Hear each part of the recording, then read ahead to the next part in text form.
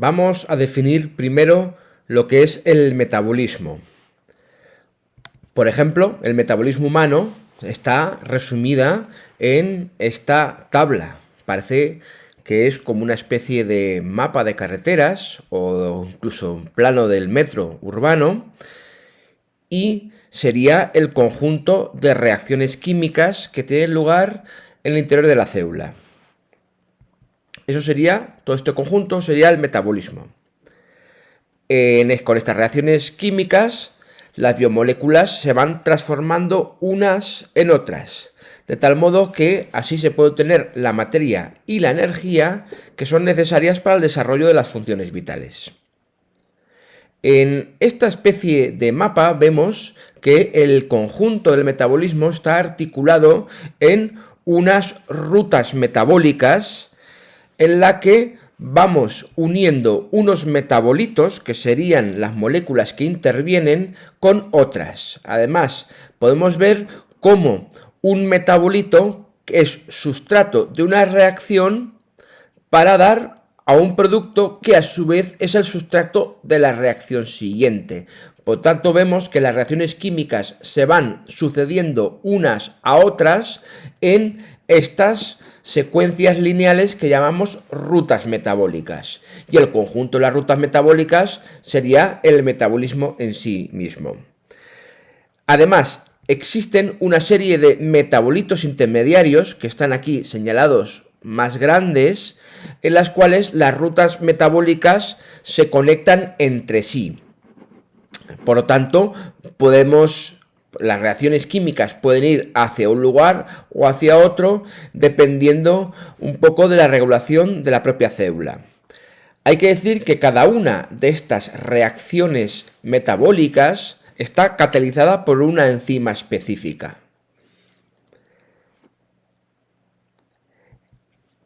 El metabolismo va a constar de dos grandes fases, el catabolismo y el anabolismo.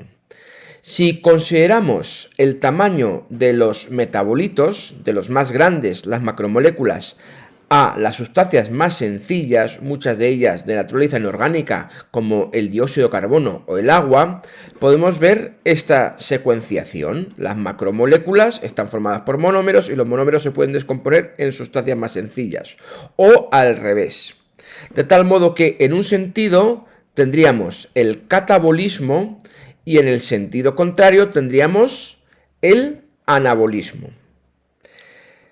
Como podemos ver, el catabolismo sería lo que se denomina fase destructiva, porque vamos transformando las moléculas orgánicas complejas, grandes, que pueden tener un origen exógeno de fuera o endógeno de dentro, los vamos descomponiendo hacia sus piezas más fundamentales, que son los monómeros, e incluso estos se pueden descomponer a sustancias todavía más sencillas. Como se rompen enlaces químicos en este proceso, se libera la energía que está acumulada en ellas, por lo tanto las reacciones catabólicas van a tener una naturaleza exergónica, es decir, se libera energía. Por lo tanto, podemos ver que básicamente las reacciones catabólicas están concebidas para obtener la energía que necesitan los procesos celulares. Además, también vemos que son reacciones de oxidación, es decir, que además de liberar energía exergónicas, también liberan electrones. Estos electrones se suelen acumular en sus correspondientes transportadores, el NADH, el NADPH, el FADH2, para luego cederlas a las reacciones anabólicas, del mismo modo que la energía se acumula en forma de ATP. Bien, también podemos ver cómo en el proceso digestivo las enlaces covalentes que unen los monómeros entre sí se rompen por enzimas hidrolíticas. Ese sería el proceso digestivo y por tanto se liberan los monómeros correspondientes. Estos monómeros serían los precursores, es decir, la materia prima, para formar las macromoléculas endógenas. La otra fase, que es la contraria, es el anabolismo, que se considera una fase constructiva porque podemos ver cómo a partir de las sustancias más sencillas vamos construyendo las sustancias más complejas, macromoléculas. Por tanto, de forma inversa al catabolismo, al formarse enlaces es necesario el aporte de energía, generalmente por parte de transportadores como el ATP. Esa energía que ha sido liberada en las reacciones catabólicas es utilizada en las anabólicas, que son reacciones endergónicas, es decir, que necesitan aporte energético para formar macromoléculas endógenas, es decir, estos precursores, que son los monómeros que hemos obtenido en el catabolismo, en el proceso digestivo, van siendo unidos entre sí para formar las proteínas propias, los ácidos nucleicos propios, etc. Además, son reacciones de reducción, es decir, que necesitan también un aporte de electrones. Estos electrones van a ser cedidos por los transportadores que hemos dicho antes y que han sido generados en las reacciones de oxidación del catabolismo. Por lo tanto, podemos ver que las dos fases tienen, además de estas características inversas que hemos comentado, tienen también unas funciones también divergentes. Es decir, el catabolismo va centrado a obtener energía y materia prima para el organismo, para las células, mientras que el anabolismo lo que va a hacer es sintetizar moléculas endógenas o incluso moléculas con funciones especiales, como puedan ser hormonas, neurotransmisores, etc. Además, hay otro aspecto.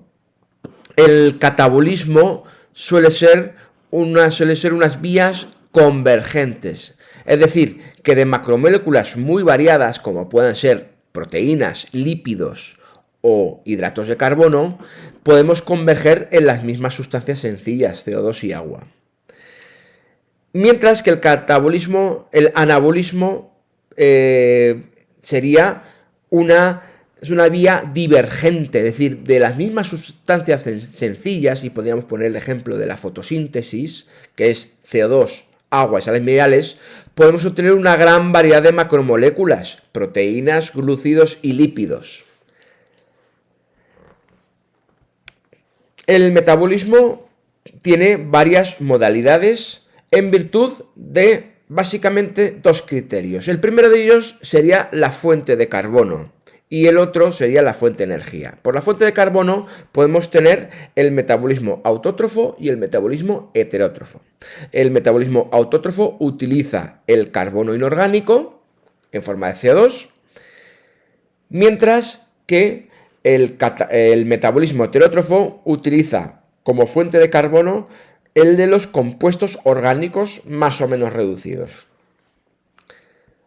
Por la fuente de energía definimos fotosíntesis y quimiosíntesis. En la fotosíntesis la fuente de energía es la energía luminosa, mientras que en la quimiosíntesis se utiliza la energía que se desprende en reacciones químicas de carácter oxidativo. Si combinamos estos dos criterios, obtenemos los 4 tipos de metabolismo principales. El metabolismo fotoautótrofo sería aquel que utiliza dióxido de carbono como fuente de carbono, es decir, es autótrofo, y utiliza la luz como fuente de energía, es decir, hace la fotosíntesis. Por tanto, se contrae y tenemos fotoautótrofo. Ese es el caso bien conocido de todos los vegetales, de las algas y de aquellos organismos procariotas que realizan la fotosíntesis.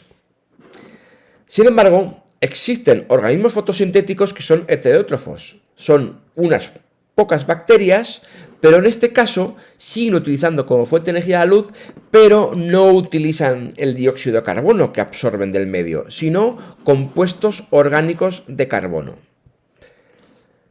El metabolismo quimioautótrofo sería aquel que, como los fotosintéticos autótrofos, utiliza dióxido de carbono como fuente de carbono, pero no utiliza la luz como fuente de energía, sino el de reacciones químicas de oxidación. Es el caso de las bacterias quimiosintéticas.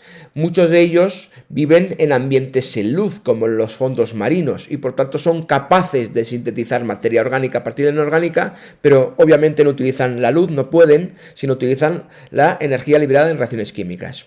Y por último, los quimioteótrofos, sería el caso de animales, hongos, protozoos, sería lo que hemos conocido comúnmente como teótrofos, en sentido, digamos, amplio.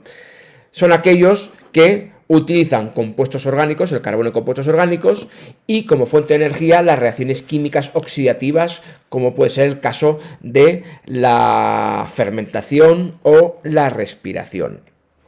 Dentro de los quimioteótrofos, en virtud de cómo puedan extraer la energía, definimos los aerobios, aquellos que pueden realizar la respiración celular, en la cual es el oxígeno el que acaba siendo el aceptor final de los electrones que se liberan en los procesos catabólicos para formar agua. Sin embargo, los anaerobios utilizan como aceptor final de electrones una molécula orgánica, no el oxígeno. Y encontramos dos tipos de anaerobiosis, la estricta o la facultativa. La estricta se corresponde a aquellos organismos, como por ejemplo pueden ser las bacterias que viven en nuestro intestino, que no pueden vivir en presencia de oxígeno porque les supone un tóxico muy potente y por lo tanto obtienen la energía mediante procesos fermentativos, que por cierto son los más primitivos de todos. Sin embargo, existen también células que utilizan una anaerobiosis facultativa, es decir, que son capaces de, en presencia de oxígeno, de realizar la respiración celular y por tanto ser aerobios, pero en ausencia de oxígeno pueden obtener la energía mediante procesos anaerobios como la fermentación. Este sería el caso, por ejemplo, de las células musculares estriadas, que son capaces de realizar trabajos aerobios cuando el riego sanguíneo es suficiente para transportar oxígeno, pero también son capaces de realizar un trabajo anaerobio en aquellos casos en los cuales el aporte de oxígeno no es suficiente porque son movimientos especialmente rápidos. Visto cómo es el metabolismo, los conceptos básicos, las dos fases, también las modalidades, para entender lo que es el metabolismo, sí que es conveniente conocer los dos principios o leyes de la termodinámica. La primera ley, que es la que dice que la energía ni se crea ni se destruye, solamente se transforma de unos tipos energéticos a otros o se intercambia entre unas sustancias y otras, es básicamente lo que aporta al metabolismo es que en las reacciones químicas hay intercambios de energía. Y por lo tanto, ese es el sentido, uno de los sentidos del metabolismo, el de propiciar los intercambios de energía que las funciones vitales necesitan. Por ejemplo, la misma contracción muscular genera un trabajo mecánico para la cual hace falta energía. Pues bien, la energía química acumulada en las moléculas orgánicas, mediante el proceso, cualquier proceso catabólico, como puede ser la fermentación en ausencia de oxígeno o la respiración celular en presencia de este gas, lo que hace es romper esos enlaces, liberar esa energía química, y esa energía química se transforma en la energía mecánica de la contracción muscular, que es la que se necesita. Y así podríamos poner muchos más ejemplos, como el transporte activo a través de las membranas celulares o la biosíntesis mediante reacciones anabólicas que también necesitan esa energía. La segunda ley, lo que nos quiere decir es que en cualquier transformación o intercambio energético hay una parte de la energía que se aprovecha, que es la energía útil, la energía libre, representada por una G. Y siempre hay una parte que no es aprovechable, que es la energía degradada, generalmente en forma de calor, aunque también puede ser en forma de luz. La energía útil es capaz de producir un trabajo y la energía degradada lo único que hace es contribuir a incrementar la entropía del sistema. Por lo tanto, se cumple que la energía libre es el resultado de restar a la liberación de energía o el intercambio de energía lo que es el producto del incremento o de la diferencia de la entropía por la temperatura absoluta. Entonces, en virtud de esto podemos encontrar dos tipos de reacciones: las exergónicas, si resulta que este incremento de energía libre es negativo, es decir, en realidad es un decremento, por tanto van a liberar energía. ¿Por qué? Porque la energía de los productos es menor que la de los reactivos y por tanto esa diferencia va a ser desprendida en forma de energía útil, porque estamos hablando de energía libre. Y las endergónicas, cuando tenemos que el incremento de la energía libre es positiva, por encima de cero. Por lo tanto, estas reacciones van a necesitar un aporte energético para que puedan tener lugar. Bien, en el caso de del metabolismo, las reacciones, hemos visto que las reacciones catabólicas van a ser exergónicas, es decir, van a liberar esa energía útil. También, por supuesto, energía degradada.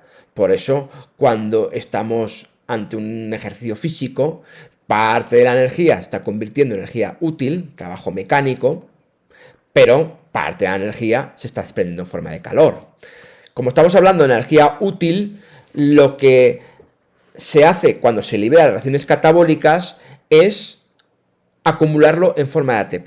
Es decir, fosforilamos el ATP. La fosforilación de ATP sería la transformación del ADP que se une a un grupo fosfato para formar ATP. La propia fosforilación es una reacción endergónica en sí, con lo cual esta reacción de fosforilación va a captar la energía que libera la reacción catabólica y ya tenemos esa energía acumulada en forma de enlaces de alta energía entre grupos fosfato.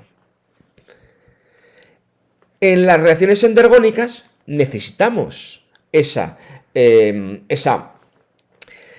energía libre, si no, no tiene lugar. Hay que recordar que el incremento de energía libre marca la espontaneidad de las reacciones químicas. Las exergónicas van a ser espontáneas, pero las endergónicas no lo van a ser. Necesitan el aporte energético para que tengan lugar. Para eso se produce la hidrólisis del ATP. Es decir, el ATP rompe uno de sus enlaces de alta energía y esa energía acumulada entre grupos fosfato se libera. Se produce, por tanto, una hidrólisis. Y esa energía libre liberada la aprovecha la reacción endergónica para que tenga lugar.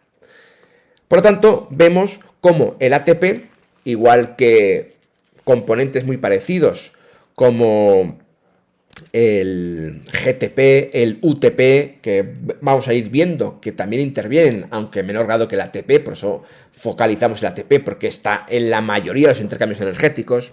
Hay otros componentes, como por ejemplo el 1,3-difosfoglicerato o la fosfocreatina, que también actúan de transportadores de energía. Entonces estamos viendo que el ATP y por extensión todas estas moléculas que acabo de mencionar, lo que hacen es intercambiar energía, actuar de moneda energética. ¿Por qué? Porque las reacciones catabólicas y anabólicas generalmente se producen en un diferente momento y en un diferente lugar y no se pueden acoplar entre sí. Por eso, en las reacciones exergónicas se acumula energía en forma de ATP para que este ATP sea utilizado en las reacciones endergónicas, porque, repito, exergónicas y endergónicas, catabólicas y anabólicas generalmente no se pueden producir a la vez ni en el mismo lugar de la célula. Por tanto, el ATP los permite acumular momentáneamente y además es una molécula que puede viajar de un sitio a otro y por tanto transportar la energía que lleva asociada. Y ya por último, es importante considerar que en cuanto a la formación del ATP, es decir, la fosforilación del ATP, o lo que es lo mismo, la acumulación de la energía liberada en las reacciones exergónicas del catabolismo, se puede producir mediante dos vías. Estaría la fosforilación del ATP a nivel de sustrato, que se produce directamente al romperse los enlaces de una biomolécula. Si cogemos, por ejemplo, la molécula de la glucosa y rompemos los enlaces covalentes que hay allí, esa energía se libera y esa energía liberada se puede aprovechar para fosforilar el ATP y acumular energía. La otra modalidad sería asociada a una cadena de transporte de electrones. En este caso, hay una serie de proteínas que van recogiendo los electrones que liberan estas reacciones catabólicas y exergónicas, porque hemos dicho que también son de oxidación, y estos electrones van pasando de unas proteínas a otras y en ese proceso va cayendo el potencial eléctrico. Y al caer el potencial eléctrico, esa caída de potencial se puede transformar en energía química gracias a unas ATPasas. Estas cadenas electrónicas las vamos a ver tanto en los procesos respiratorios como en la fotosíntesis y tienen la particularidad de producir una cantidad de ATP mucho mayor que a nivel de sustrato.